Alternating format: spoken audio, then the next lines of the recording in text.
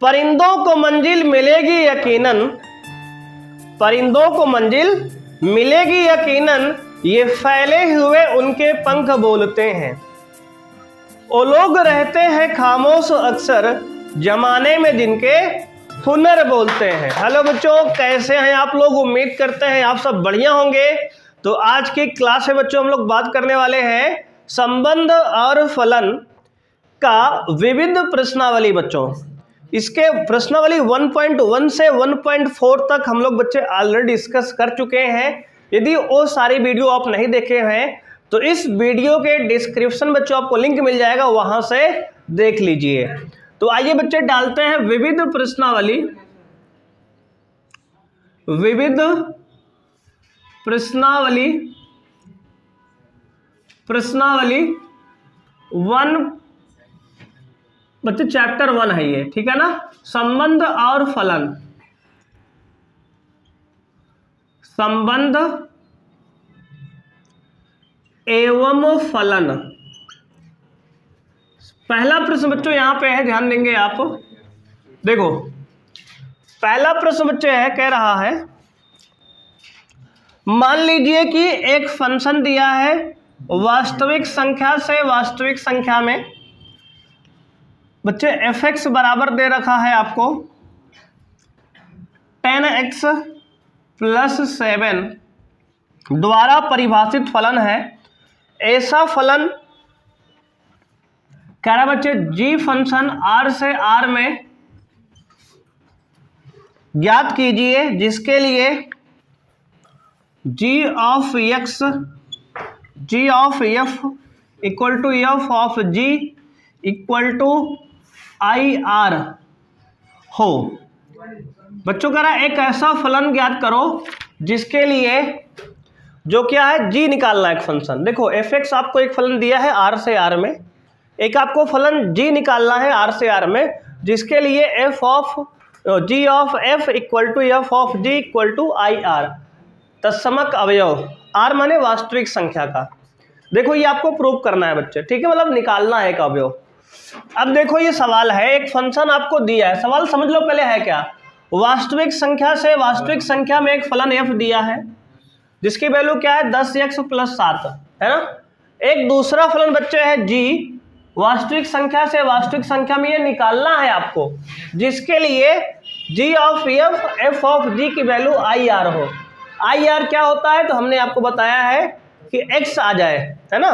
g of f of x बराबर x आ जाए, f of g of y equal to y आ जाए, तो उसे क्या कहते हैं कि ये इन्वर्टिबल होगा बच्चे, है ना, मतलब इसका प्रतिलोम होगा।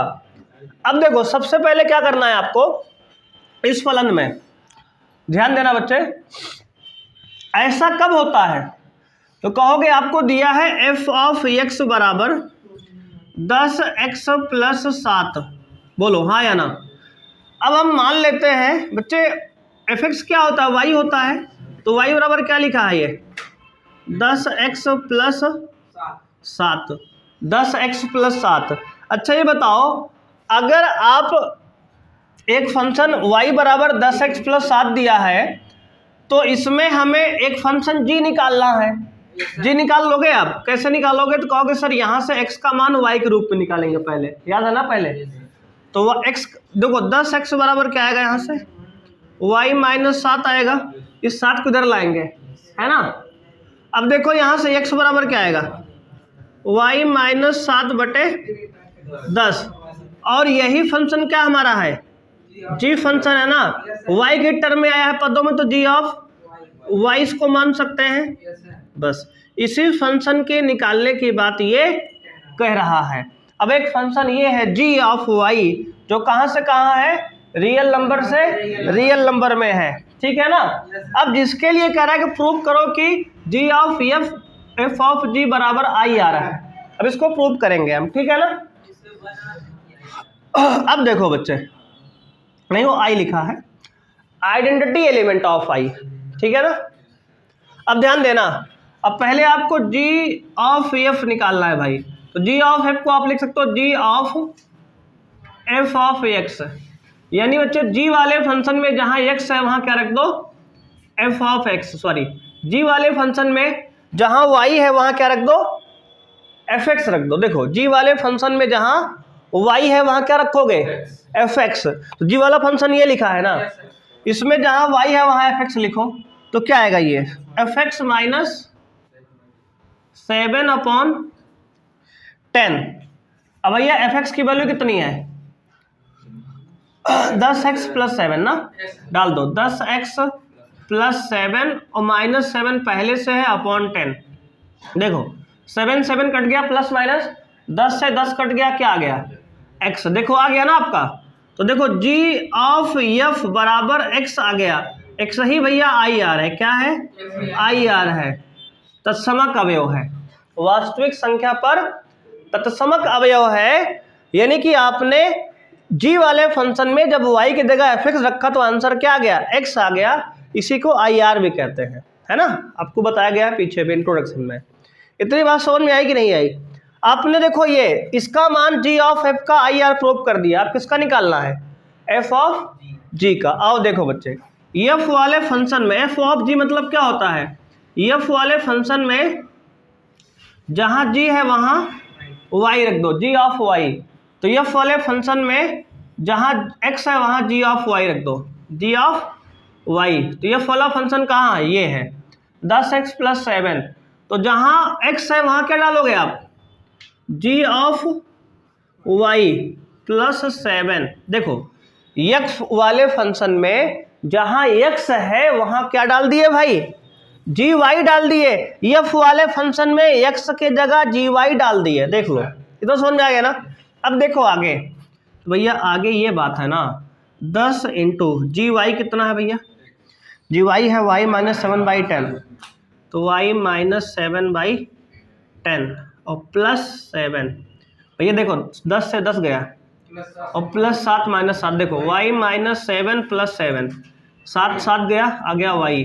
देख रहे हो आप, f ऑफ g कितना आ गया y, और y को क्या कहते हैं आई आर, वास्तविक संख्या पर तत्समक अवयव, यही तो आई आर है। अब देखो प्रूव हो गया कि g ऑफ f भी हमारा आई आर आ गया।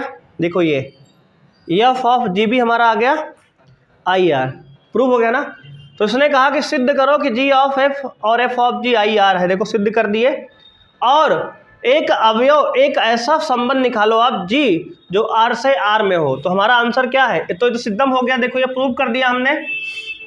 अब लास्ट में लिखेंगे अतः, बच्चे यहां लिख दे, अतः g ऑफ f बराबर f ऑफ g बराबर आई आर हमने प्रूव कर दिया। इति सिद्धम, इति सिद्धम, ये सिद्ध हो गया भाई। और इसके बाद लिखेंगे अब तब एक फंक्शन g बच्चे होगा, तब g जो है कहाँ से कहाँ होगा, वास्तविक से वास्तविक में। और g की वैल्यू कितनी आई बच्चे, g ऑफ y आ गया आपका, ये लिखा है y माइनस 7/10, y माइनस 7/10, ये हमारा आंसर है। ठीक है। अब देखो उसने कहा एक फंक्शन दिया fx, उसने कहा एक gx निकालो और सिद्ध करो आप, एक g में फंक्शन निकालो और प्रूव करो कि f ऑफ g और g of f I R होगा। देखो हमने एक फंक्शन g निकाल लिया, इसको प्रूफ भी अलग अलग कर दिया। उसके बाद हमने बता दिया कि हाँ ये सिद्ध हो गया है आपका, और ये g फंक्शन रहा जो r से r में है, मतलब वास्तविक संख्या से वास्तविक संख्या में परिभाषित है, और g ऑफ y बराबर y माइनस 7/10 है। अब देखो कभी कभी आंसर जो है x में दिया रहेगा यहाँ, तो y की जगह x डाल दो, बस रिप्लेस कर दिया करो इस तरह सवाल में। हालांकि ये इन्वर्टिबल ही प्रूफ किया गया है, मतलब इसका व्युत्क्रम है ये, है ना, उसका व्युत्क्रम है, ये निकाले हैं हम। बस उसने तरीका चेंज कर दिया पूछने का अपना। बात समझ रहे हो कि नहीं, बोलो कोई समस्या है यहाँ तक, आगे बढ़े जी, नोट कर लिए। कुछ पूछना है इसमें किसी को, इस सवाल में, बोलो जी, किसी कोई डाउट है इस सवाल, बताओ, बता दें, आगे बढ़े फिर। चलो बच्चे अब मिटा रहे हैं, ध्यान देना। अब ये पहला सवाल हमने सॉल्व कर लिया, बहुत ही आसान है।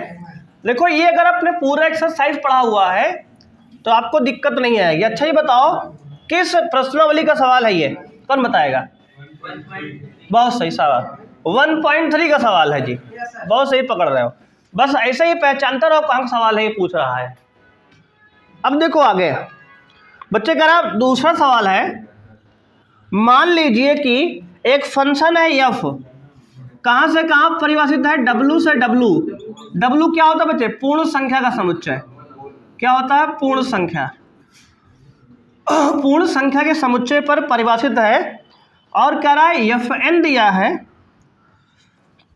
ये एफ एन दिया है बराबर कब, इसकी वैल्यू होगी बच्चे n-1। देखो इसने शॉर्ट में लिखा है एफ एन बराबर n-1 यदि n विषम है।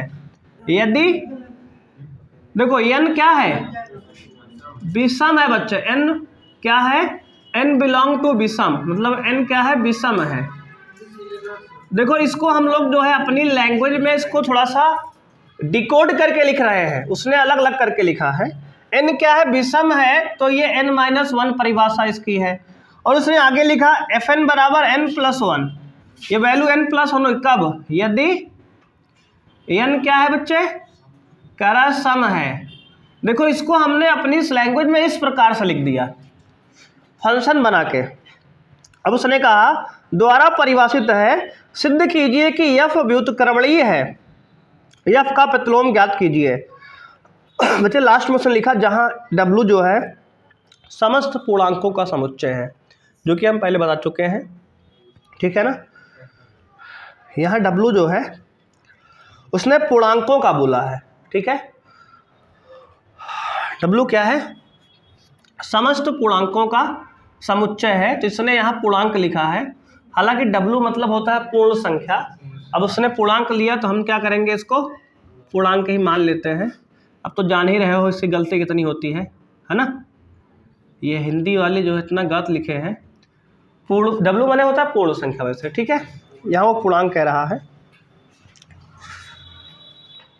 एक बार तो बच्चों यहाँ पे w जो है पूर्ण संख्या होगा, पूर्णांक नहीं होगा, किताब में आपका गलत है, ठीक है ना।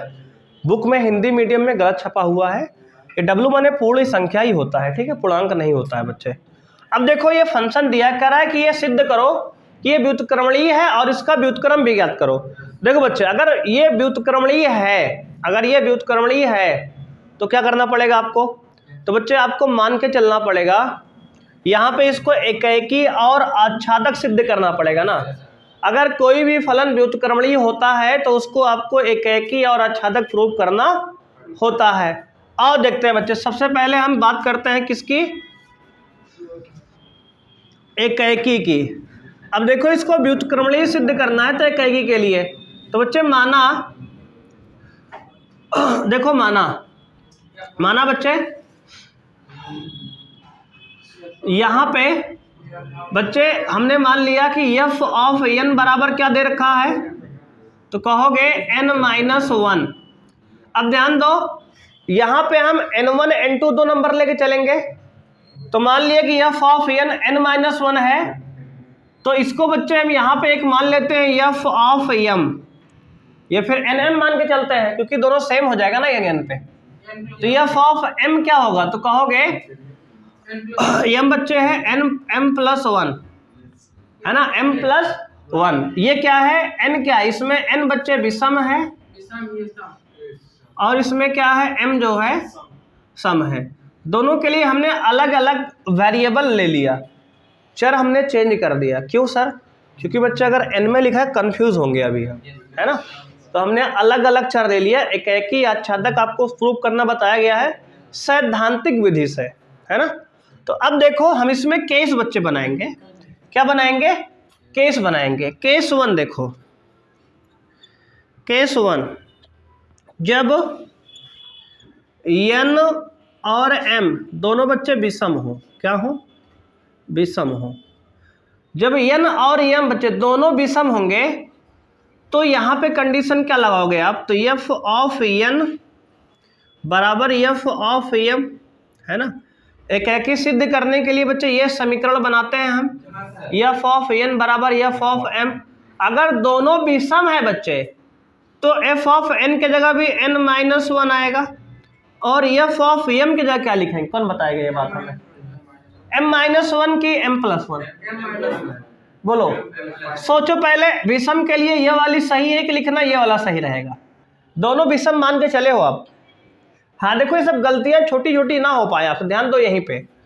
भैया दोनों विषम माने हो तो विषम के लिए एक ही डेफिनेशन ये वाली है ऊपर वाली, तो यहाँ भी m-1 लिखना पड़ेगा आपको। समझ में आया? हमने शुरू मान लिया दोनों क्या है, विषम है, तब के लिए कंडीशन बता रहे हैं। तो -1 से -1 कट गया, n बराबर m। देखो हमने ये सिद्ध कर दिया कि m बराबर m, जैसे वहां सिद्ध कर रहे थे कि x1 बराबर x2 है, वैसे यहाँ n बराबर m प्रूव कर दिए। बात समझ में आई कि नहीं आई? अब बताओ ये एकेकी है कि नहीं? तो भैया जब n विषम n और m दोनों है तब ये एकेकी है ना? ये पहला केस था यार। इसका मतलब n और m जब बराबर है तभी f ऑफ n और f ऑफ m की वैल्यू बराबर आ रही है, इसका मतलब ये एकेकी है। अब देखो केस 1 है, अब केस 2 लोगे आप बच्चे। देखो केस बनेंगे इसमें। केस 2 क्या है? जब n और m दोनों क्या हो, सम हो। बच्चे अगर दोनों सम होगा, जब दोनों सम होगा तो f ऑफ n बराबर f ऑफ m, फिर से वही समीकरण बनाओगे आप। अगर दोनों सम है तो f ऑफ n की वैल्यू क्या होगी, n+1, बहुत सही, शाबाश। और f ऑफ m की वैल्यू ये भी बच्चे m+1 होगी। अब की बार n m दोनों यही डालेंगे नीचे वाले में, क्योंकि दोनों सम के लिए है। तो यहाँ 1 से 1 कट गया, क्या आ गया, n बराबर m, यहाँ से भी आ गया n बराबर m। इसका मतलब एकेकी की कंडीशन दोनों ये भी संतुष्ट कर गया, ये भी संतुष्ट कर गया। क्या और केस बन सकते हैं? बहुत सही बन सकते हैं बच्चे। n सम m विषम, n विषम m सम, अलग अलग 4 केस बनेंगे इसमें। अभी आपने एक केस सिद्ध किया है, 2 केस मतलब। केस 3 देखो, केस 3, जब n बिलोंग टू विषम और n सम, जब n सम हो, सॉरी n विषम हो और m सम हो, m क्या हो, सम बच्चे, तो लिखोगे f ऑफ n बराबर f ऑफ m। देखो इसमें केस बनाने पड़ेंगे आपको, क्योंकि n सम और विषम की डेफिनेशन उसने अलग अलग दे रखा है। तो सम के बच्चे, विषम की डेफिनेशन क्या है यहाँ पे, n-1, तो यहाँ n-1 आएगा। और सम की क्या है, n+1, तो यहाँ m+1 डाल देंगे। तो बच्चे यहाँ से क्या आ रहा है, तो भैया यहाँ से आ रहा है n-m बराबर 2। अच्छा ये बताओ हमें, n क्या है, विषम है, और m क्या है, सम है। n क्या है, इस बात को बहुत ध्यान से घूरो, गंदी नजर से बच्चे देखो। अबे उसको नहीं, इसको समझ रहे हो, बात समझ रहे हो कि नहीं? क्या किसी विषम नंबर और किसी सम नंबर का अंतर कभी 2 आ सकता है? सोचो गहराई दिमाग से अपने, क्या कभी एक विषम और एक सम नंबर का अंतर कभी 2 आ सकता है? देखो एग्जांपल, देखो उदाहरण, सारी बात उदाहरण से कंफर्म करो बच्चे। मान लो हमने विषम नंबर लिया 3 और सम लिया 2, 3 और 2 का अंतर 1 आया, जो कि विषम नहीं, सम बच्चे विषम है, ये सम थोड़ी आ रहा है। ये तो कह रहा है कि n विषम आपने लिया था, m आपने सम लिया था, विषम और सम का अंतर आपका 2 आ गया, यानी सम आ गया। और एग्जांपल देख लो, 5 और 2 ले लो तब भी 3 आ रहा है, 7 और 4 ले लो तब भी 3 बच्चे आ रहा है, 15 और 12 ले लो, 15 और कोई 8 ले लो मान लो, तो 7 आ गया। देखो एक विषम और एक सम का अंतर क्या रहा है, हमेशा विषम आ रहा है। तो इसका मतलब ये सम आया है, तो ये क्या है, तो संभव नहीं है। क्या है बच्चे, संभव नहीं है। कारण समझ में आया? तो ये इम्पॉसिबल कंडीशन है। ये क्या है, इम्पॉसिबल कंडीशन है। तुम बन जाओ तुम हो कौन, जानते हो ना कौन से पुलिस इंस्पेक्टर है जिसके ऊपर नारियल गिरता है, चिंगम बन जाओ, है ना, इम्पॉसिबल। बात समझ रहे हो कि नहीं? ये क्या है, इम्पॉसिबल। समझ रहे हो क्यों इम्पॉसिबल है? क्योंकि एक विषम और एक सम का अंतर कभी सम नहीं आता। कारण समझ गए ना? लिख लोगे, कारण लिख लेना यहाँ पे, ठीक है? क्योंकि एक विषम और एक सम संख्या का अंतर कभी सम नहीं आता। देखो हमने एग्जाम्पल के साथ समझाई ये बात आपको। ये केस ही पॉसिबल नहीं है कि n सम है m विषम है ना? अब देखो अगला एक केस और बचा है, कौन बताएगा? केस 4 भैया, n देखो यहाँ लिख दे रहे, जब n सम है और यम विषम है, तो कौन कौन इस बात से सहमत है कि भैया यहाँ भी यही समीकरण आने वाला है, यहाँ भी यही समीकरण आएगा। आओ एक बार कर लेते हैं, एफ ऑफ एन बराबर एफ ऑफ एम बनाएंगे इक्वेशन। ये नहीं आएगा सर, एम माइनस एन आएगा, m-, कोई बात नहीं, वही तो आया। अब देखो ये n क्या है, सम है, तो सम के लिए इक्वेशन क्या है ये वाली भैया, n+1 बराबर, विषम के लिए कौन है, m विषम है, तो m-1, m-1 वेरिएबल अपने हिसाब से हमने चेंज किया है। अब देखो इसको भैया क्या करो, अब देखो यहाँ पे अगर ध्यान दोगे ना तो भैया n को उधर ले जाओ, 1 इधर लाओ, तो आएगा, जानते हो क्या आएगा, इधर इसको लो जाए m, तो m-n का मान 2 आ रहा है। यहाँ भी एक सम और एक विषम का अंतर 2 आ रहा है, एक सम और एक विषम का अंतर भी 2 नहीं आ सकता। और उदाहरण देख लो, एग्जाम्पल देखो, यहाँ बच्चे बता रहे हैं, देखो 2 - 1 आ रहा है, देखो एक सम और एक विषम का अंतर 1 आ रहा है, विषम आ रहा है। और देखो बच्चा m को क्या माने हो, m को विषम माने हो ना, तो विषम में सम घटाओ आप बार बार, 5 में से मुझे कुछ भी कर लो, हमेशा विषम में आ रहा, देख लो, है ना। अगर तुम कह दो मान लो हम 6 में से बच्चे 5 घटाएंगे तब भी देखो क्या आएगा, 6 में से 5 घटाओ तब भी 1 आएगा। तुम अगर 8 में से 3 घटाओगे तब भी कितना आएगा, 5 आएगा। देखो विषम तो आ रहा है ना, क्या सम कभी आ रहा है, क्या यहाँ भी नहीं आ रहा ना, इसका मतलब ये भी क्या है, सेम, संभव नहीं है। ये वाली केस संभव ही नहीं है। अगर ये दोनों संभव नहीं है तो ये तो ऐसे ही आंसर से हट गए।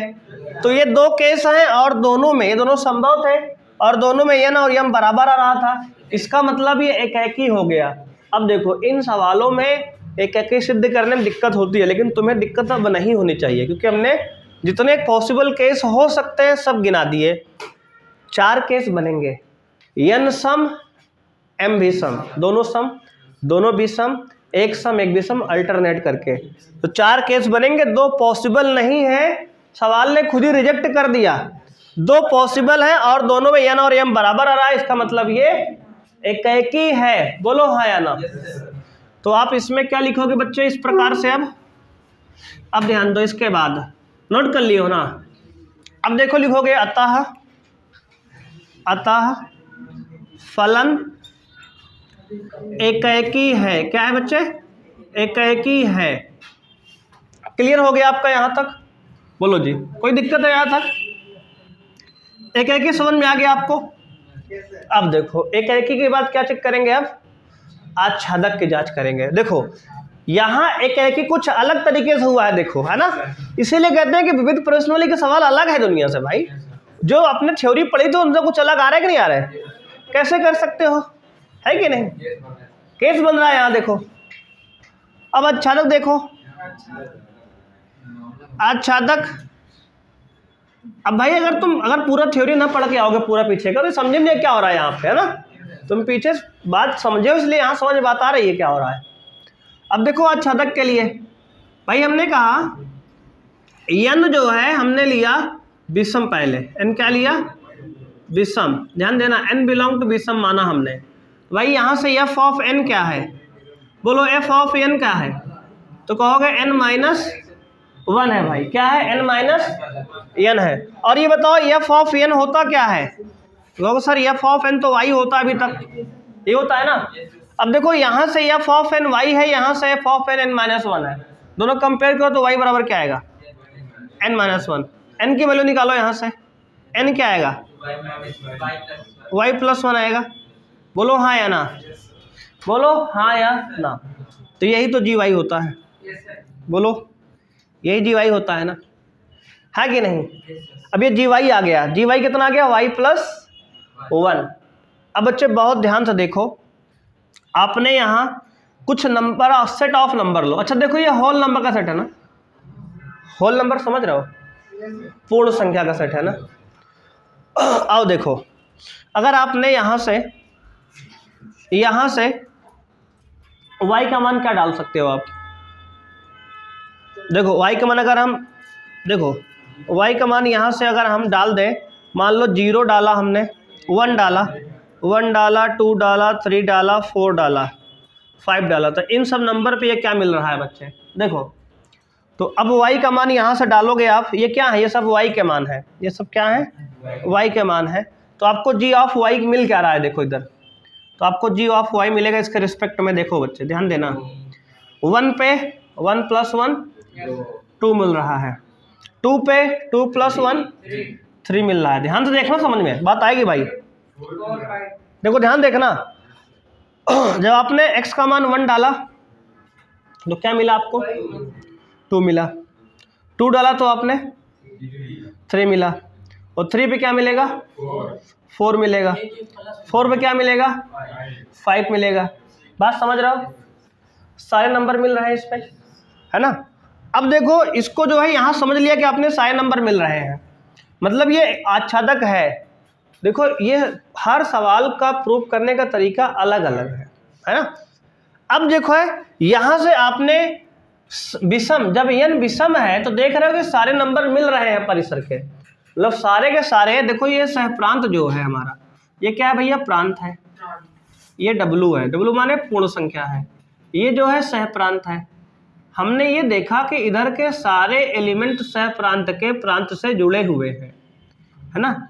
यही तो हम चेक कर रहे हैं, है ना, हाँ या ना। तो इस बात को हम यहाँ देख रहे थे कि अगर यहाँ पे हम देखो बच्चे, इसको एक तरीके से और समझ सकते हैं। कैसे सर? देखो ये जी भाई आपने निकाल दिया ना। अब देखो इधर आपको प्रूफ करना है कि आच्छादक है ये। इसका मतलब इधर के हम कुछ भी एलिमेंट रखेंगे उधर मिलेगा, ज्वाइंट होगा। मतलब अगर हम f ऑफ n में बराबर n-1 है, अगर n की वैल्यू हम विषम डालेंगे, n क्या है? विषम लेके चल रहे हैं भैया पहले हम, तो n की वैल्यू विषम डालो भैया, n की वैल्यू 1 डालो आप, तो ये f ऑफ 1 कितना आएगा? 1 - 1 0, यानी 1 का मैपिंग 0 के साथ हुई, ठीक है ना। तो कुछ एग्जांपल लेके हम समझ लें इस बात को।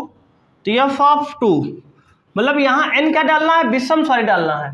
तो n का मान 1 के बाद 3 डालोगे आप, 3 डालो क्या आएगा? 3 - 1 2 आएगा, और यहाँ 0 है, पूर्ण संख्या का समुच्चय है ये, तो 3 पर कितना आया भैया? 2 आया, है ना। और f ऑफ 5 डालो आप, 5 पे 5 - 1 यानी 4 आएगा, तो 5 पे क्या आएगा? 4 आएगा। कुछ समझ में आ रहा है कि विषम नंबर डालने पर आपको सम मिल रहे हैं, विषम नंबर डालने पर आपको सम मिल रहे हैं। आपको पैटर्न को ऑब्जर्व करना है। और एक बार n की वैल्यू सम लेके देखो, n बराबर सम लेके देखो आप, तो f ऑफ n बराबर n+1 डेफिनेशन है, क्या है? n+1। जब सम है तो इसमें डालोगे आप। अब देखो यहाँ 2 डेफिनेशन है, तो आच्छादक यहाँ उस तरह प्रूव नहीं कर सकते जब पीछे कर रहे थे हम, क्योंकि यहाँ 2 डेफिनेशन बैठ गई है। अभी आप पैटर्न ऑब्जर्व करोगे। अब देखो n की वैल्यू सम में क्या डालोगे? 2 डालो, कितना आएगा? 2 डालो भैया, आएगा 2 + 1 3 आएगा। हाँ यही तो पकड़ना है, सम पे भी सम आ रहा है। और f ऑफ 3 पे क्या आ रहा है भैया? 3 कह रहा है, 4 डालेंगे ना आप, सम डालेंगे, 4 पे क्या आएगा? 4 + 1 5 आएगा, और 6 पे क्या आएगा? 6 + 1 7 आएगा। यानी भैया अगर हमने यहाँ से 2 डाला तो वहाँ से 3 मिला, 3 और 4 डाला तो 5 मिला, और 6 डाला तो 7 मिला। कुछ देख रहे हो आप? सम डालने पर देखो भैया, n की वैल्यू विषम डाला तो हमें उत्तर सम मिला, और सम पे विषम मिला। इसका मतलब पूर्ण संख्या में सम और विषम ही तो आता है। और सर 0 कब आ रहा है? 0 तो सम विषम नहीं होता भैया। 0 देखो विषम वाले में इंक्लूड 0 आ रहा है, देख लो, है ना, 0 भी आ रहा है, और 0 इसमें है, देखो 0 इंक्लूड हो रहा है। इसका मतलब सारे के सारे सहप्रांत के अवयव प्रांत से जुड़े हैं कि नहीं जुड़े हैं? आपने नंबर देख देख कर फील कर लिया इस बात को ना, पैटर्न को ऑब्जर्व कर लिया ना, इसका मतलब ये आच्छादक है कि नहीं है ना। समझ पा रहे हो कहानी? कौन उधर? उधर भैया 1, इधर 0 डालो, माइनस से लिमिट डालेंगे। जीरो सम मानते हैं हम लोग ना, मानते हैं कि जीरो सम में आता है। सब में आता है। जीरो सम देख के देखो, एफ ऑफ जीरो डालो, आ जाएगा। जीरो प्लस एक, बोलो आ गया। जीरो पर एक आया कि नहीं आया, बोलो। जीरो को हम मानते हैं सम है, मानते हैं ना, जानते हो आप ये बात भी। जीरो पर वन आ रहा है कि नहीं आ रहा। अब बताओ कौन एलिमेंट खाली है ना सब। देखो यही तो फील करना है, आपने पैटर्न को ऑब्जर्व कर लिया ना कि विषम डालने पर सम आ रहा है और सम डालने पर विषम आ रहा है। इसका मतलब ये सहप्रांत के सभी अवयव सहप्रांत से जुड़े हैं। इसका मतलब ये क्या है, आच्छादक है। अब लिख लोगे ना बच्चे, देखो ये पैटर्न को आपको समझना है बस। अब चलो लिखते हैं, तो हम क्या लिखेंगे, तो बच्चे लिखेंगे यहां, अतः यहां यन के सभी विषम मान के लिए, यन के सभी विषम मान के लिए, यन के सभी विषम मान के लिए सहप्रांत में सम मान, है ना, सम मान प्राप्त हो रहा है, प्राप्त हो रहा है, तथा n के सभी सम मान के लिए सहप्रांत में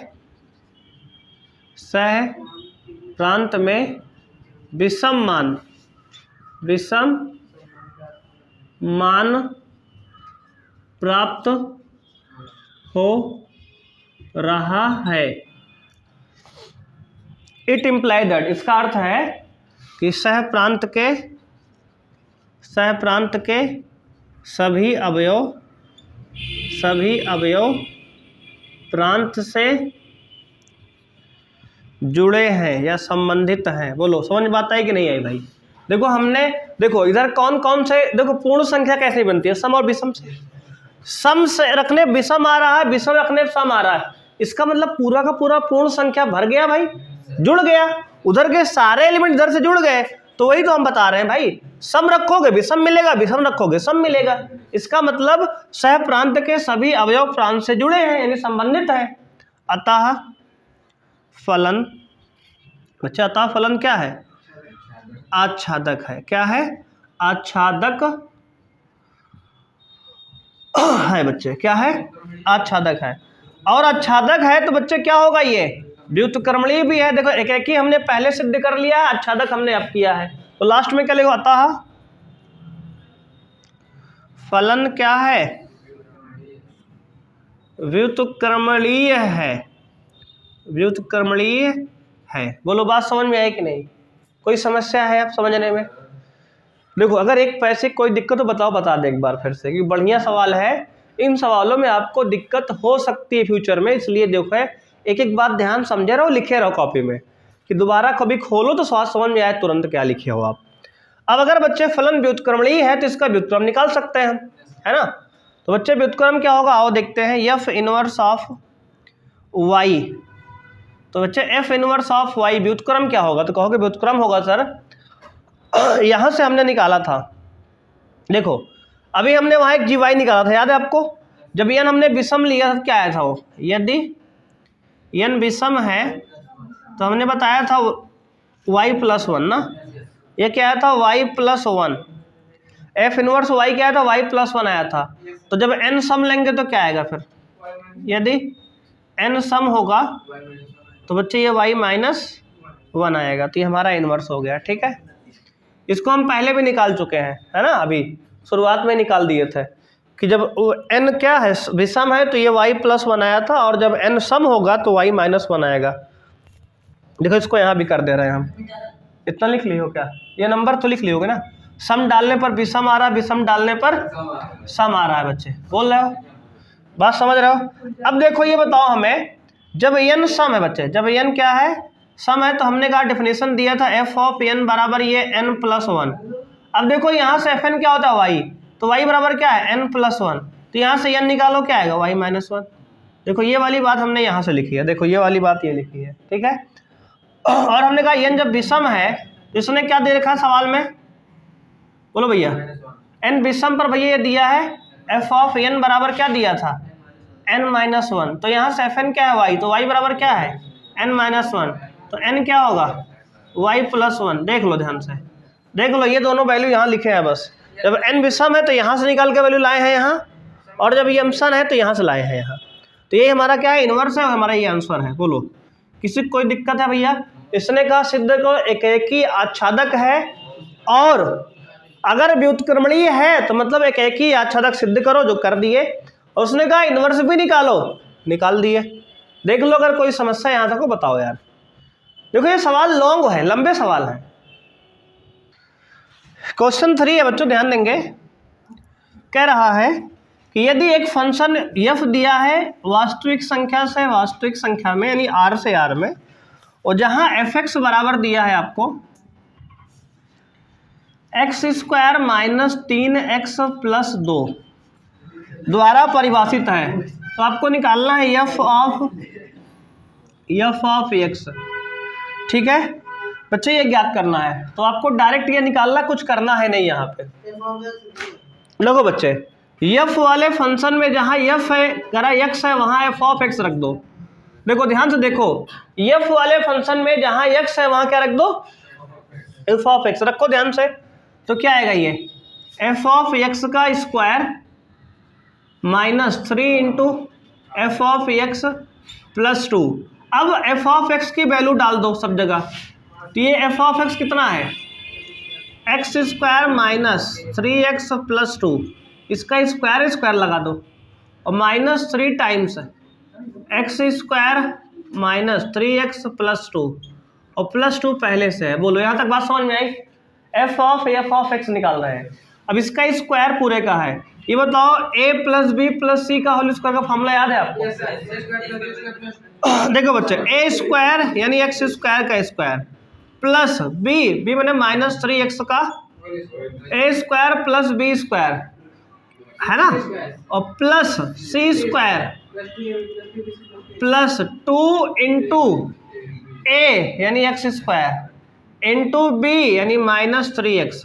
ध्यान समझो, a² plus b² plus c² plus 2ab plus 2bc plus 2ac x² into 2। और उसके आगे भी लिखा है क्या उसने, x² इंटू यही लिख दे क्या, x² इंटू 2। समझ रहा हो ना यहाँ तक? बोलो अब देखो क्या करना है। उसके बाद माइनस 3 इंटू, इसको गुणा कर दे डायरेक्ट यहीं पे। अब देखो ये पूरा ब्रैकेट इतना खुला है, इतना बड़ा। अब 3 इंटू x², 3x², अंदर माइनस से मल्टीप्लाई भी करो, minus minus plus 9x plus minus minus 2 3 6 और प्लस 2। इसको भैया सॉल्व करना है पूरा, यही आंसर हमारा है। क्या आ गया देख लो, x की पावर 4, यहाँ से लिखेंगे एक बार में आ जाए, x की पावर 4, ये क्या होगा 9x², क्यों जी, माइनस का स्क्वायर प्लस हो जाएगा 9x², और ये प्लस 4, और ये प्लस माइनस माइनस होगा बच्चे, ध्यान देना, 2 3 6x³, 6x³। आगे ध्यान देना, प्लस माइनस माइनस, 2 दूना 4 3 12x, और प्लस 4x² और माइनस ये 3x² प्लस ये 9x माइनस ये 6 प्लस 2, माइनस का 4 लिख दें।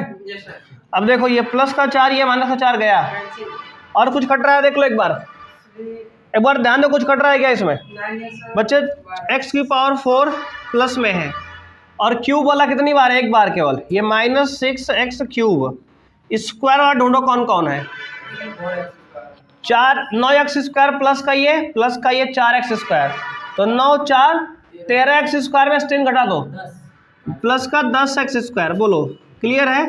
अब x वाला ढूंढो, x, अरे x की बात हो रही, तो माइनस का 12x प्लस का 9x कितना आएगा, माइनस का 3x। सहमत हो?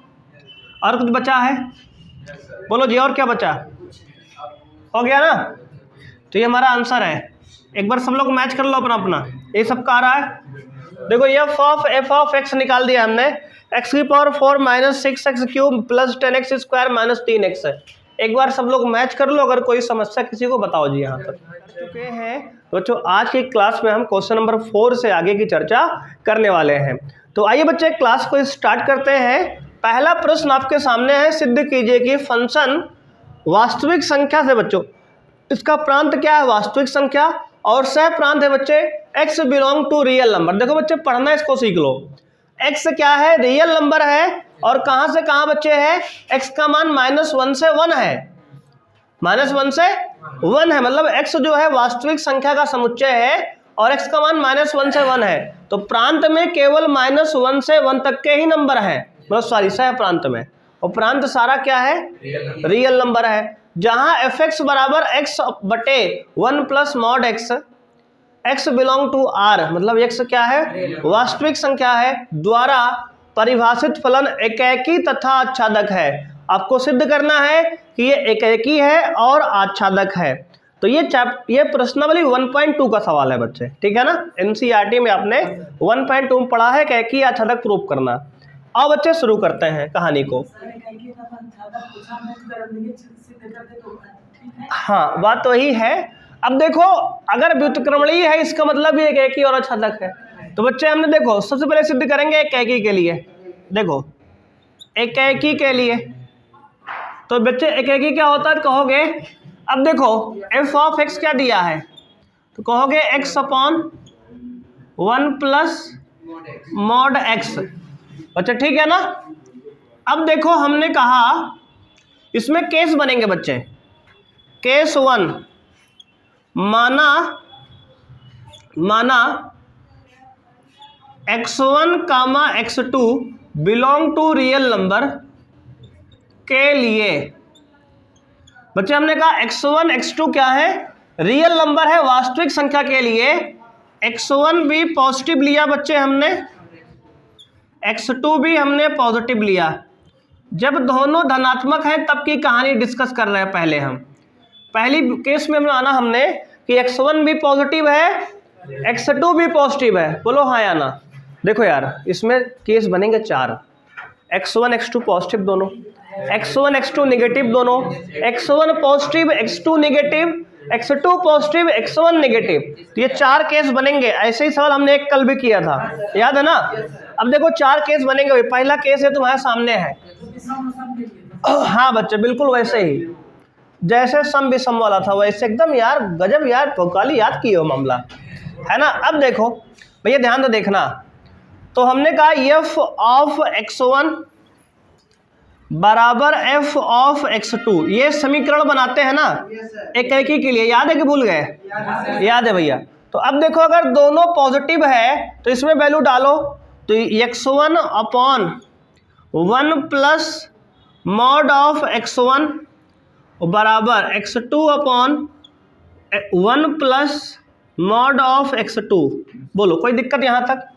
भैया देखो अगर x1 x2 दोनों पॉजिटिव है तो मॉड डायरेक्ट खुल जाएगा, मतलब ओपन हो जाएगा, मॉड हट जाएगा, क्योंकि x1 x2 आपने क्या माना है, पॉजिटिव माना है। तो बच्चे ये हो जाएगा x1 अपॉन 1 प्लस x1 बराबर x2 upon 1 plus x2। Reason क्या दोगे, क्योंकि x1 और x2 दोनों ग्रेटर देन 0 है। पॉजिटिव मतलब क्या होता है, 0 से बड़ा है, इसलिए मॉड हट गया। बच्चे इतना समझ में आया कि नहीं बताओ पहले, यहाँ तक कोई दिक्कत किसी को है। अब देखो बच्चे आगे क्रॉस मल्टीप्लाई करो, तिर्यक गुणा, x1 का गुणा 1 में 1x1 प्लस x1 का x2 में x1 x2 बराबर, देखो x2 का 1 में x2 प्लस x1 x2। देखो बच्चे इसका मल्टीप्लाई इसमें किया हमने, इसका इसमें किया। बहुत आसान है यार, कुछ है ही नहीं इसमें, बशर्ते आपको केस समझ में आए बात बस। अब देखो x1 x2 से x1 x2 गया, क्या प्रूव हो गया, x1 बराबर x2, एक ही सिद्ध हो गया ना। तो केस 1 में हमने एक ही सिद्ध कर दिया, इसको क्या कर दिया, एक ही सिद्ध कर दिया। केस 1 समझ में आया। देखो एक केस हो गया। देखो विविध प्रश्नों के सवाल जो है कठिन नहीं, आसान ही है, बशर्ते इसमें केस बनते हैं। और वो केस अगर नहीं आपको समझ में आएंगे, पहले से नहीं पढ़े रहेंगे, तो बाद में दिक्कत कर देगा फिर, है ना। अब देखो केस 2 की बात करते हैं बच्चे, केस 2 की। बच्चे अब मानते हैं कि x1 और x2 दोनों नेगेटिव बच्चे लेते हैं। x1 x2 दोनों क्या ले लिया हमने, नेगेटिव। बच्चे अगर x1 x2 दोनों नेगेटिव लेंगे हम, तो ये f ऑफ x1 बराबर f ऑफ x2 जब निकालेंगे हम, तो यहाँ बच्चे क्या आएगा, तो कहोगे सर x1 अपॉन 1 माइनस, अच्छा बच्चे 1 माइनस x1 हो जाएगा, सही है, क्योंकि बच्चे जब मॉड के अंदर नेगेटिव नंबर डालोगे तो माइनस ले खुलेगा ना, एक माइनस का साइन लेकर खुलता है, जानते हो ना ये बात। बता दें अलग से कि समझ रहे हो बात वाली। देखो एक बार देख लो, देखो ये मॉड की डेफिनेशन होती है कि अगर मॉड के अंदर आप नेगेटिव नंबर डालोगे, जैसे मान लो f ऑफ x बराबर मॉड x है भैया, ठीक है, ये फंक्शन है, इसको आप डिफाइन करते हो, जब रीडिफाइन करते हो, यहाँ लिख दे कहीं का, देखो मान लो यहाँ लिख दे रहे, समझ लेना, f ऑफ x बराबर मॉड x है भैया, इसको जब रीडिफाइन करते हैं हम मॉड x को, तो भैया देखो इसके दो आंसर आते हैं। अगर x की वैल्यू ग्रेटर देन 0 है तो ये केवल x आएगा, बात समझो। अगर x का मान 0 से बड़ा है, मतलब पॉजिटिव है, तो ये मॉड डायरेक्ट खुल जाएगा बिना किसी साइन के, मतलब पॉजिटिव साइन के साथ। और अगर x की वैल्यू नेगेटिव डालोगे ना, तो एक माइनस लेकर खुलेगा नेगेटिव, क्योंकि x का मान नेगेटिव है, एक नेगेटिव आप दो पहले से, तो माइनस माइनस मिलके प्लस हो जाएगा। हाँ, जैसे मान लो x का मान -1 है, तो -1 तुम डालोगे, माइनस पहले से बैठा रहेगा, प्लस हो गया, देखो तब भी प्लस हो गया ना। देखो तो थोड़ा फील करा करो, x का मान तुम नेगेटिव डालोगे, मान लो -1 डाल दिए या -2 डाल दिए, जो इच्छा है डाल दो, मान लो -2 डालना है भैया, -2 डालोगे तो ये माइनस पहले से बैठा है 2 है, एक माइनस तुम डालोगे वैल्यू में, तो माइनस माइनस प्लस नहीं हो जाएगा, ये हो जाएगा ना। और जब x का मान तुम पॉजिटिव डालोगे तो नेगेटिव कोई काम नहीं है, फिर पहले से पॉजिटिव है। अब बात समझ में आया, तो इसलिए जब नेगेटिव मान डालते हो तो एक नेगेटिव आगे लगा लेते हैं, देख लो लगा लिए है। अब समझ में आया, ये नहीं कि सब जगह नेगेटिव पेल लोगे, नहीं, केवल जहां मॉड है वहां, समझ लो कि नहीं, यहाँ भैया मॉड थोड़ी है ऊपर वाले में, तो ऊपर नेगेटिव नहीं लगाएंगे, समझ लो कि नहीं। हाँ, यानी कि नेगेटिव समझ लिए सब जगह लगा देंगे ना, जहां मॉड है वहीं। अब समझ में आया ना। अब देखो यहाँ नेगेटिव क्यों आया, समझ में आ गया, बराबर x2 upon 1 minus x2, clear है यहाँ तक।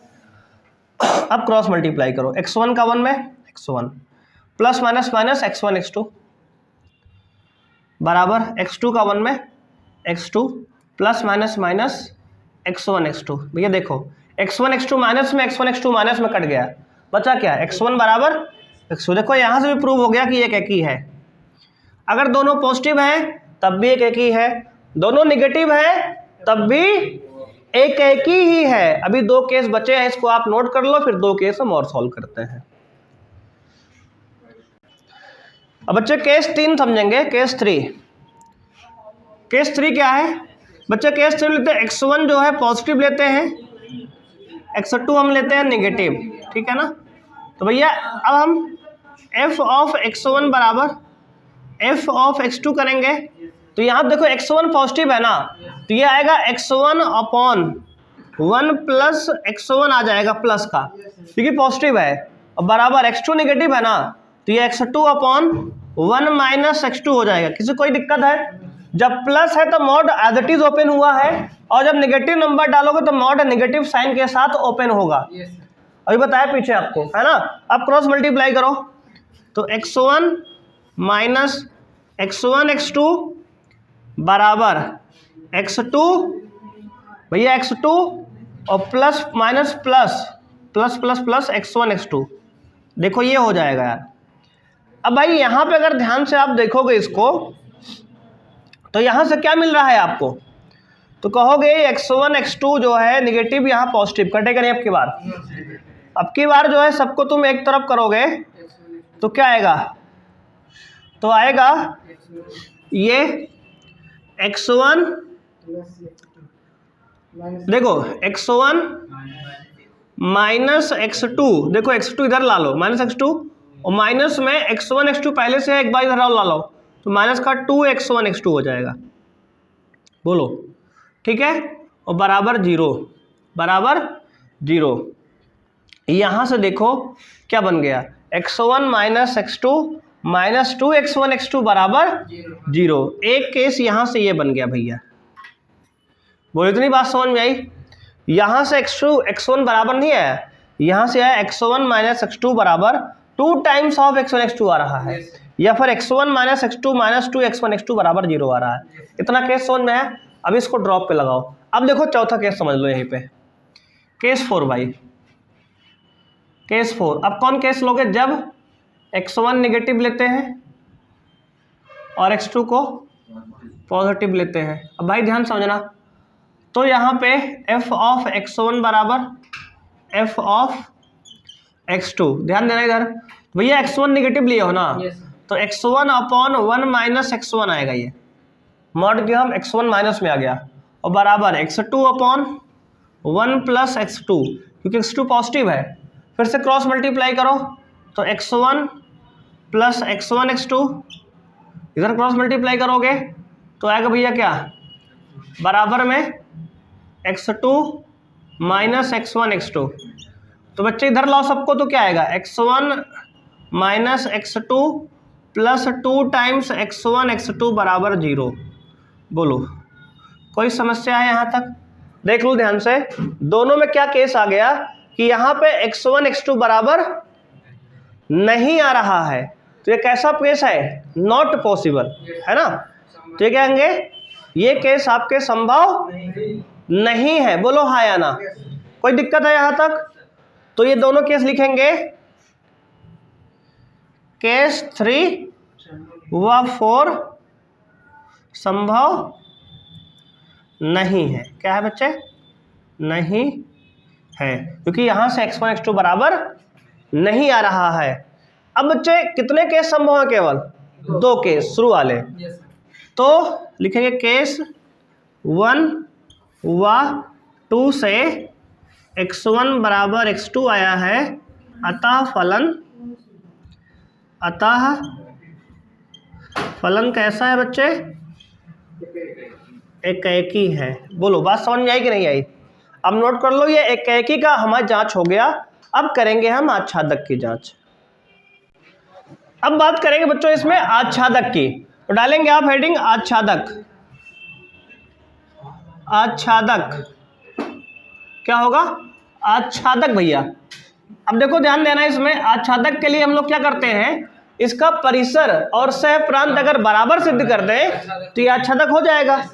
अब देखो फंक्शन बच्चे दिया क्या गया है, f(x) बराबर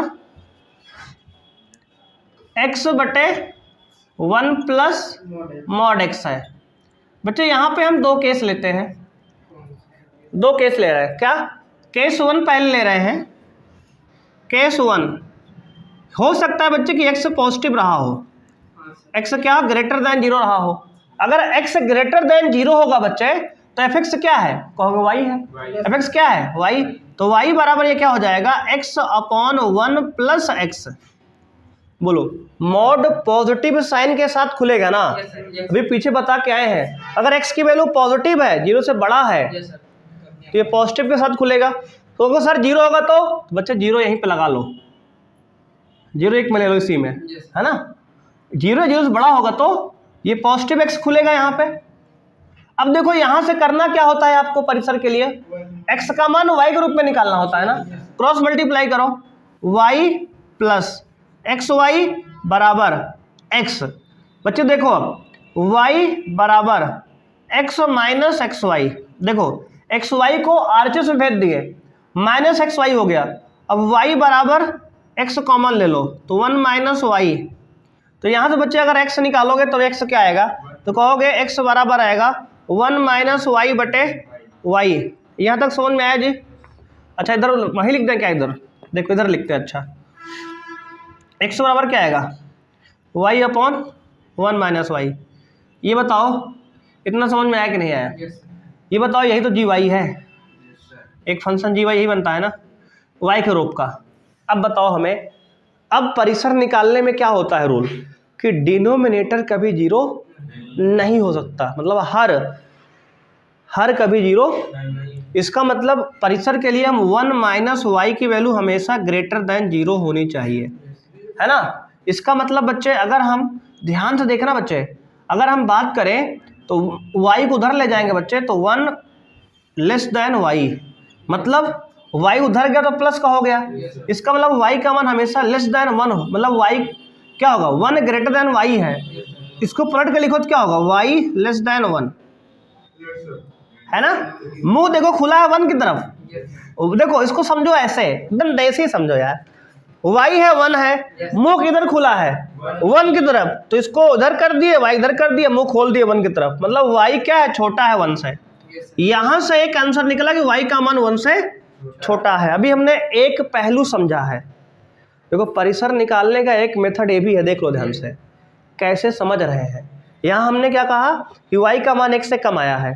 अब एक केस और लेंगे, फिर दोनों का इंटरसेक्शन लेंगे, इंटरसेक्शन मतलब सर्वनिष्ठ लेंगे, उभयनिष्ठ, वही हमारा आंसर होगा फाइनली। तो अब केस 2 समझो इधर भैया, केस 2 में क्या लेंगे हम x लेस देन 0।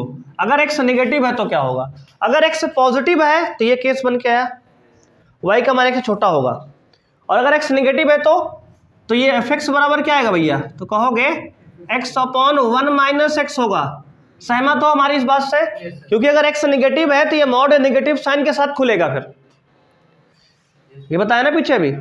अब देखो fx क्या है y, तो y बराबर क्या हो गया x/1 माइनस x। भैया क्रॉस मल्टीप्लाई करो फिर से, देखो x1 जा x बराबर y माइनस xy, भैया xy इधर लाओ तो x प्लस xy बराबर y, तो यहाँ से x कॉमन ले लो तो 1 प्लस y बराबर y, तो यहाँ से x निकालो क्या आएगा y/1 प्लस y, और यही x क्या है gy है, यही x क्या है gy है।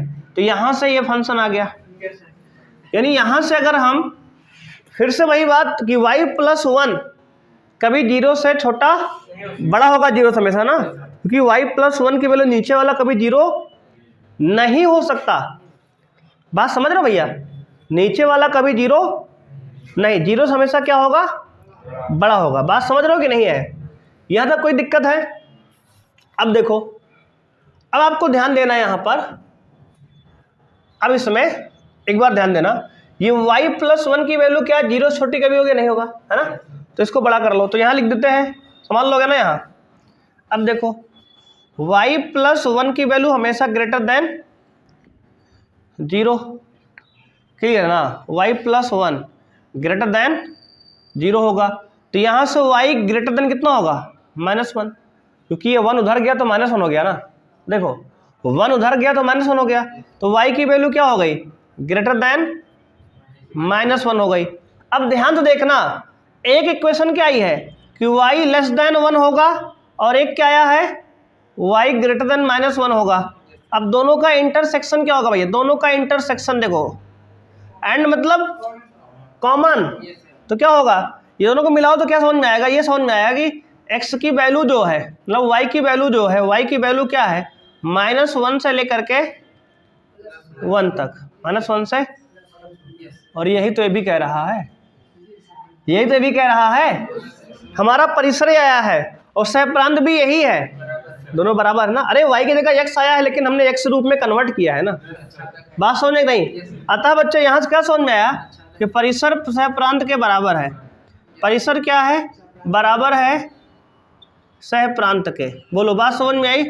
अतः फलन आच्छादक है, अतः फलन आच्छादक है, इति सिद्धम, ठीक है, इति सिद्धम। भैया देखो ध्यान से देख लो, प्रूव कर दिया हमने कि फलन क्या हो गया आच्छादक हो गया, एक एक ही पहले कर दिए थे हम, आच्छादक यहाँ कर दिए, तो इस प्रकार से ये फलन जो है हमारा एक एक ही आच्छादक हो गया। बोलो बात क्लियर है, नोट करो भाई, बढ़िया सवाल था ये, पेपर भैया आ सकता, अच्छा सवाल है ये। सिद्ध कीजिए कि f(x) बराबर x³ द्वारा प्रदत्त फलन बच्चे वास्तविक संख्या से वास्तविक संख्या में परिभाषित है, और ये एकैक है, एकैक मतलब बच्चे एकैक ही है, सिद्ध करना है आपको, इंजेक्टिव है बच्चे। सबसे पहले माना x1 x2 दो नंबर है, कहाँ से है वास्तविक संख्या से है, के लिए बच्चे, के लिए अगर ये एकैक सिद्ध करना है बच्चे तो इसको क्या करेंगे, तो करेंगे सर इसके लिए हम f ऑफ x1 बराबर f ऑफ x2 एक इक्वेशन बनाएंगे। बोलो हाँ या ना। तो कहोगे बच्चे x1 क्या होगा, तो कहेंगे x1 का क्यूब बराबर x2 का क्यूब। बोलो बताया ना इस तरह। तो बच्चे यहाँ से इधर लाएंगे इसको, तो x1 का क्यूब माइनस x2 का क्यूब बराबर 0। अब देखो कुछ बच्चे यहाँ पे क्यूब से क्यूब काट के x1 बराबर x2 लिख देते हैं, गलत बात है। गणित में ऐसा मत कर, नंबर कट जाएगा, है ना। पूरा करना है स्टेप, प्रोसीजर लेके इधर लाओगे आप a cube minus b cube. Formula क्या होता है, एक ब्रैकेट में a माइनस b, दूसरे में a square plus b square plus ab। अब देखो बच्चे, अब यहाँ से एक फैक्टर कौन है, x1 माइनस x2 बराबर 0। तो यहाँ से x1 बराबर x2 आ गया, ये सिद्ध हो गया। या फिर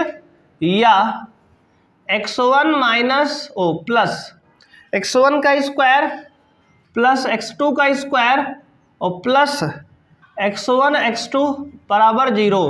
बच्चे ये कभी 0 नहीं होगा, पहली बात तो ये नॉट पॉसिबल वाला केस है, असंभव, नॉट पॉसिबल, संभव नहीं है, ठीक है। ये 0 हो जाए किसी नंबर का स्क्वायर और दूसरे नंबर के स्क्वायर का सम इनटू दोनों प्रोडक्ट, ये कभी 0 नहीं होगा भाई, ठीक है। तो ये नॉट पॉसिबल वाला केस है, ये केवल हो सकता है बस, यानी x1 बराबर x2 हो सकता है, ये वाला नंबर कभी 0 नहीं होगा। तो यहाँ से क्या बात समझ में आई, ये अतः फलन एकैक है, यानी एकैकी है, ठीक है, इति सिद्धम। अच्छा बच्चे ये बात समझ में 0 क्यों नहीं होगा वाला, क्योंकि एक नंबर है इसका स्क्वायर पॉजिटिव नंबर है, इसका स्क्वायर ये पॉजिटिव नंबर है, दो पॉजिटिव नंबर का सम और प्लस में है x1 x2, इनका जोड़ कभी क्या, ये देखो ये भी पॉजिटिव, ये पॉजिटिव पॉजिटिव, क्या कभी 0 हो गया, ये 3 नंबर भैया 0 कैसे होगा, सम पॉजिटिव नंबर का सम 0 कर दे रहे हो, ये तो पाप है ना। अब समझ में आया, तो इसलिए क्या की है, ये अब सिद्ध हो गया। देख लो बहुत बेहतरीन सवाल है, इस तरह का सवाल हमने 1.2 में किया भी है ना। देख लो ध्यान से, दो फलनों, एक बच्चे फलन f है जिसका प्रांत प्राकृतिक संख्या और सह प्रांत क्या है, पूर्णांक है, तथा z से z में एक g फलन है, पूर्णांक से पूर्णांक में के उदाहरण दीजिए जो इस प्रकार हो कि g ऑफ f एकैक है। मतलब g ऑफ f क्या है बच्चे, एकैकी है, परंतु g एकैक नहीं है, g एकैक नहीं है। तो ये बच्चे प्रश्न जो है इसमें आपको संकेत दिया गया है कि fx आप x ले लो और gx आप जो है मॉड x ले लो। अब देखो सबसे पहले क्या सिद्ध करेंगे बच्चे, देखो सॉल्यूशन में सबसे पहले सिद्ध करना है कि आप g एकैक नहीं है, देखो g एकैक नहीं है, और सिद्ध कर लेते हैं बच्चे। g फंक्शन क्या है, g ऑफ x है, मॉड x है ना। अब देखो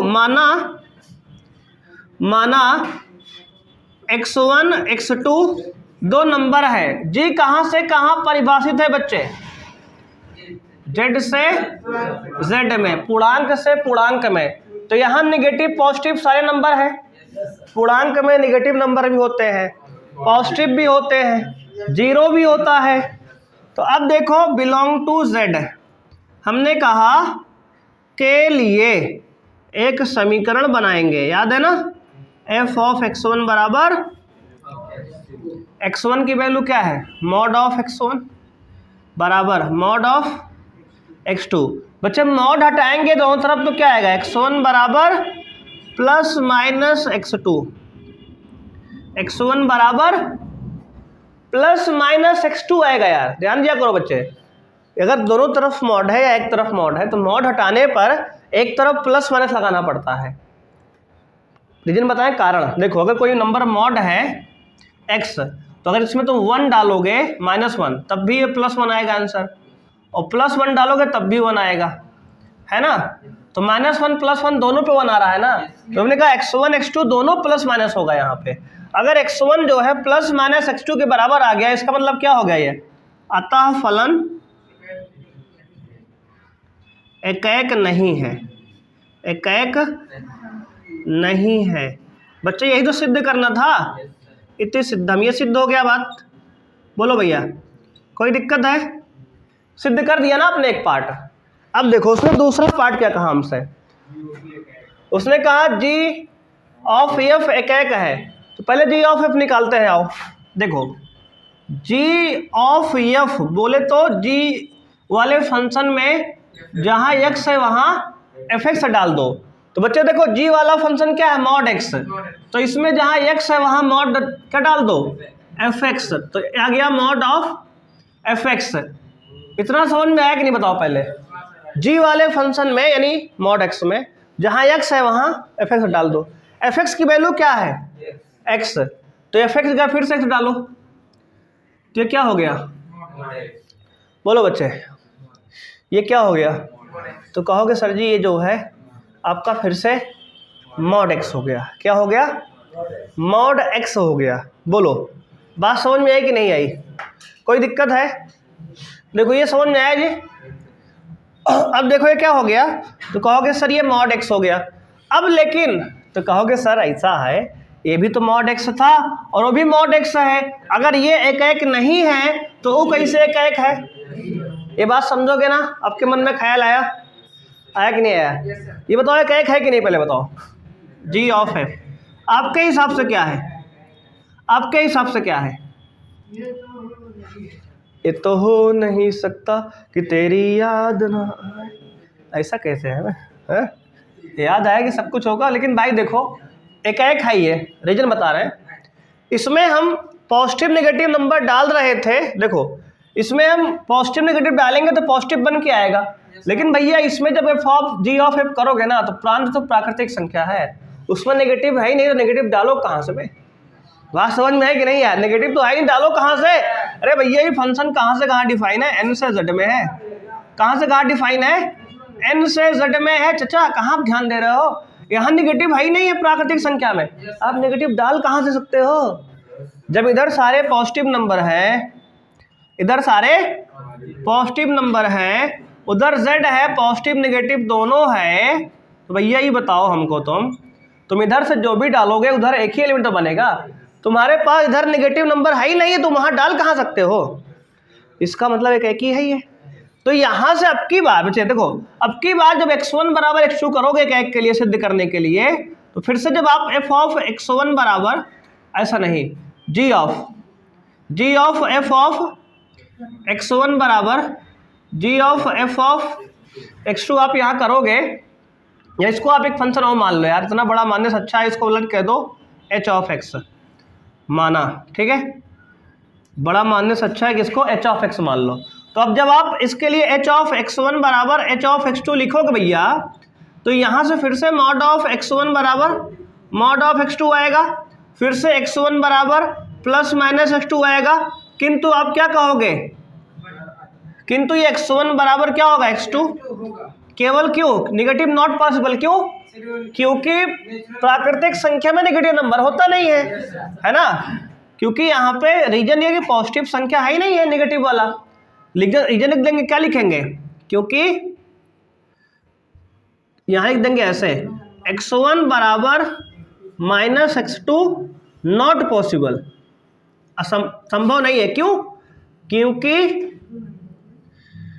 x belong to natural number, क्योंकि x belong to natural number, और नेचुरल नंबर में नेगेटिव नंबर नहीं होता।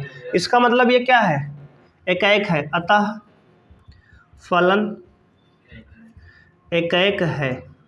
बोलो समझ में आया कि नहीं आया? आप क्लियर है भैया? एक है कि नहीं है? ये देखो इसका रीजन ये है, सब देख कर आप नहीं कह सकते, क्योंकि आपको एक पहलू देखा आपने कि मॉड एक्स यहाँ भी था, मॉड एक्स यहाँ भी था। सर जी यहाँ कह रहे हो कि आप एक नहीं है, वहाँ कह रहे हो है। भैया उसके साथ साथ और तो पूरी बात देखो, यहाँ प्रांत हमारा पूर्णांक था जिसमें नेगेटिव पॉजिटिव दोनों थे, तब x1 बराबर प्लस माइनस x2 आ रहा था। यहाँ नेगेटिव है ही नहीं भैया, यहाँ केवल प्राकृतिक संख्या है, तो ये बात यहाँ सही इसलिए है ना? क्योंकि यहाँ नेगेटिव नंबर है ही नहीं डालने के लिए, तो पॉजिटिव कैसे निकलेगा? नेगेटिव डालने पर पॉजिटिव डालोगे पॉजिटिव मिलेगा, पॉजिटिव डालोगे पॉजिटिव मिलेगा। अब एक बार थोड़ा और समझे गहराई से, तो 1 डालोगे तो 1 का मॉड बने होगा, 2 डालोगे 2 का मॉड 2 होगा, 3 का मॉड 3 होगा, 4 का मॉड 4 होगा।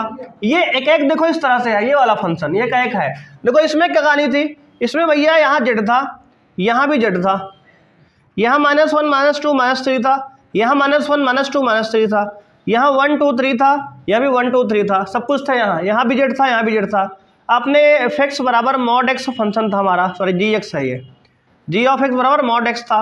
यहाँ पे आपने -1 डाला जब, तो ये +1 आ गया, -1 का मॉड +1, 1 का भी मॉड +1, -2 का मॉड +2, 2 का मॉड +2। देखो बहुवेक है कि नहीं है? देखो इसका एक्सप्लेनेशन ये है डायग्राम के हिसाब से, उसका एक्सप्लेनेशन ये है डायग्राम के हिसाब से। अब देखो एक एक ओ वाला है, ये वाला, यही रीजन हमने यहाँ पे लिखा है इतनी कहानी में। अब समझ में आ गया? देखो ये है समझने के हिसाब से, वो है लिखने के हिसाब से। तो ये रफ में अपने लिख लो ये बात कैसे किए हैं, क्योंकि बाद में 1 महीने बाद, 2 महीने बाद, साल भर बाद एग्जाम होगा आपका, तो भूल जाओगे उस समय सब कैसे किए थे। तो ये सब पता रहे, ठीक है ना, नोट कर लो इसको। देखो भाई 7वां सवाल है, दो फंक्शन f दिया है n से n तथा g दिया है n से n, मतलब प्राकृतिक संख्या से प्राकृतिक संख्या के उदाहरण दीजिए जो इस प्रकार हो कि g ऑफ f आच्छादक है किंतु f आच्छादक नहीं है। बच्चे संकेत दिया है, fx ये दिया है, gx ये दिया है, पर विचार कीजिए। देखो सबसे पहले f आच्छादक नहीं है, इसको प्रूव करेंगे, f आच्छादक नहीं है। तो देखो हल यहाँ शुरू होता है हमारा। बच्चे करेंगे f, देखो आज f बराबर क्या दिया है, f ऑफ x दिया है बच्चे आपका x + 1, इसको आच्छादक नहीं है ये सिद्ध करना है। तो fx क्या होता है, y, तो y बराबर क्या है, x + 1। तो यहाँ से x का मान निकालो, क्या आएगा, y - 1। यही क्या है, यही क्या है, gy है। gy की वैल्यू क्या आ गई, y - 1। तो आपका gy यहाँ से आ गया y - 1। अच्छा ये बताओ हमें, ये कहाँ से कहाँ का है फंक्शन, n से n सा है, कहाँ से है, n से n का है। तो ये बताओ अगर हम यहाँ y की वैल्यू 1 डाल दें तो g ऑफ 1 कितना होगा, 1 - 1 0। ये 0 क्या नेचुरल नंबर है क्या, नहीं। मतलब ये है बच्चे, सुनो ध्यान से, इसका मतलब ये है कि y में 1 है लेकिन x में ऐसा कोई अवयव नहीं है। देखो इधर देखो, ये n, ये n, इधर 1 है लेकिन इधर 0 होगा तो 1 से मैपिंग होती, इधर 0 है नहीं। इसका मतलब ये 1 इधर का खाली रह जाएगा। अगर सह प्रांत का एक भी अवयव खाली रह गया, इसका मतलब यह आच्छादक नहीं है। बात समझ में आया कि नहीं है? मतलब हमारा कहने का ये है कि सह प्रांत में 1 तो है, y बराबर 1, मतलब सह प्रांत में 1 तो है, लेकिन 1 के लिए प्रांत में ऐसा कोई चित्रण नहीं है, प्री इमेज, जो 1 से जुड़ पाए। मतलब प्रांत में ऐसा कोई अवयव नहीं है जो सह प्रांत के 1 से जुड़ पाए। इसका मतलब ये आच्छादक, ये ऐसा केस बन गया कि इधर 1 खाली रहेगा हमेशा। देखो बात समझ रहे हो ना भैया, यानी कि 1 डालोगे, देखो जब यहाँ पे जो है आप अगर y का मान 2 डालोगे तो g ऑफ 2 क्या आएगा, 2 - 1 यानी 1। तो ये 1 है, यानी 1 पे 2 आ रहा है, 2 पे 3 आएगा। मतलब इसके आगे सब जुड़ेंगे लेकिन 1 खाली रहेगा हमेशा। इसका मतलब अगर 1 खाली है तो ये आच्छादक है क्या, नहीं। तो लिखेंगे अतः सह प्रांत में एक है किंतु इसके लिए प्रांत में ऐसा कोई अवयव नहीं है जो 1 से संबंधित हो, अतः फलन f आच्छादक नहीं है। ठीक है भैया, आच्छादक नहीं है। बात समझ पाए? देखो इसकी मैपिंग ये वाली है। देखो यहाँ जो है अगर 0 होता तो ये इससे जुड़ता है ना, लेकिन 0 यहाँ है ही नहीं, ये 0 थोड़ी है यहाँ पे, गलत बात है ये, तो इसलिए ये खाली रहेगा। बात समझ में आई कि नहीं आई? मतलब सह प्रांत में एक हमेशा खाली रहेगा, देखो इस प्रकार खाली रहेगा। कुंवारा नहीं कुंवारी है, ऐसी बातें करते हो। बोलो भाई, क्लियर बात है। अब देखो क्या करना है, आपको जी ऑफ एफ निकालना है भैया, इतना लिख लिया ना। अब देखो इधर, आप इसको मिटा दें तो एक तो आच्छादक वाली बात हो गई। अब देखो जी ऑफ एफ निकालते हैं आप। जी ऑफ एफ मतलब जी वाले फंक्शन में जहां एफ है वहां एफ एक्स लिख दो।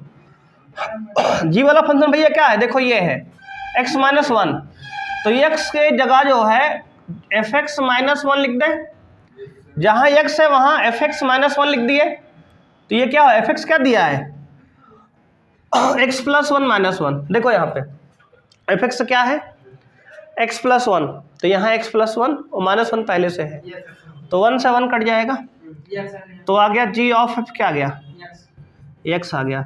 इसका मतलब जानते हो भाई, इसका मतलब ये है कि ये आच्छादक है। क्यों? क्योंकि जो डालोगे वही मिलेगा। अगर तुम इसमें x वैल्यू 1 डालोगे तो 1 मिलेगा, 2 डालोगे 2 मिलेगा, 3 डालोगे 3 मिलेगा, जो डालोगे वही मिलेगा। और दूसरी बात, n से n में है, इसका मतलब आप यहाँ से नेचुरल नंबर का सेट ए बी है, नेचुरल का ए बी है सॉरी, अगर आप 1 डालोगे तो 1 मिलेगा, 2 पे 2 मिलेगा, 3 पे 3 मिलेगा, 4 पे 4 मिलेगा। सब तो जुड़ रहे हैं भैया, आच्छादक है कि नहीं है, बोलो समझ में आया। ये आइडेंटिटी फंक्शन है, तत्समक बच्चे फलन है ये, है ना, जो डालोगे वही मिलेगा आपको। इसका मतलब ये सारे के सारे उधर जुड़ेंगे एलिमेंट इधर से, तो ये आच्छादक है कि नहीं है, तो कहोगे अतः अगर ये एफ एक्स को वाई मान लें थोड़ी देर के लिए, माना वाई बराबर एक्स है, ये वाई बराबर एक्स यानी कि एक्स बराबर वाई। इसको अगर हम इसका परिसर निकालें तो वाई मतलब कुछ भी डालो आप, कुछ भी मिलेगा यहाँ पे, एक्स और वाई बराबर है। इसका मतलब अतः फलन आच्छादक है। बात समझ में आई कि नहीं आई? क्यों जी, बोलो कोई दिक्कत है यहाँ तक? आसान है कि नहीं भैया, बोलो, कितना आसान सवाल है। आच्छादक हो गया, देख लो आप, क्लियर है जी। देखो इस तरह के सवाल करने हैं आपको। 7 सवाल आज हो गए हैं, 19 सवाल इसमें हैं, तो अब हमारे पास 12 सवाल बचे हैं, तो नेक्स्ट क्लास में करेंगे बच्चे। और कोशिश करना कुछ सवाल आप करने की प्रयास करते हैं, है ना। तो आज के लिए इतना ही, मिलते हैं नेक्स्ट क्लास में। थैंक यू बच्चे, बाय, जय हिंद।